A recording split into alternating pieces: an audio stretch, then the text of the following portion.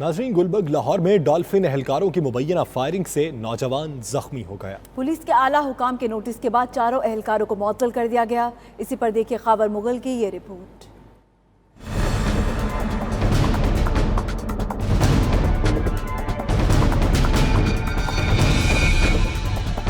Dolphin force की एक और बंदे मार कोशिश। गुरुमांगट गुलबर्ग में डॉल्फिन एहलकारों की मुबैना फायरिंग से नौजवान घायल हो गया। IG Punjab captain retired Arif Nawaz Khan और डीआईजी ऑपरेशंस लाहौर इशफाक खान ने फायरिंग से नौजवान के जख्मी होने का नोटिस ले लिया, जिसके बाद चारों एहलकारों को मुअत्तल करके इंक्वायरी का आगाज कर दिया गया। एसपी डॉल्फिन बिलाल जफर के मुताबिक मुअत्तल किए जाने वालों में रफाकत, वसीम, जीशान और आसिफ शामिल हैं।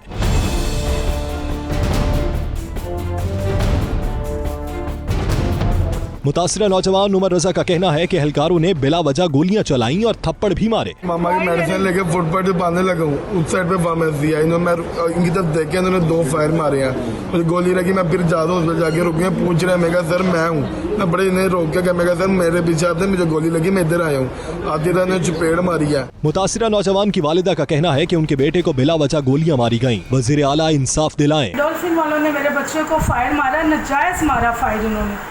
तो मेरी एसपी से वज़ीर आला से दरख्वास्त है, मुझे इंसाफ चाहिए। इन्होंने नजायज फायर मारा, मेरा बच्चा न चोर है न डकैत है, वो मेरी मेडिसिन दवाई मेरी लेने गया था। डीआईजी ऑपरेशंस का कहना है कि इंक्वायरी रिपोर्ट आने पर सख्त कानूनी कार्रवाई की जाएगी। डीआईजी ऑपरेशंस ने मजीद कहा, गैर जिम्मेदारी का मुजाहरा करने वालों और कानून को हाथ में लेने वालों को हरगिज माफ नहीं किया जाएगा। खबर मुगल 92 न्यूज़ लाहौर।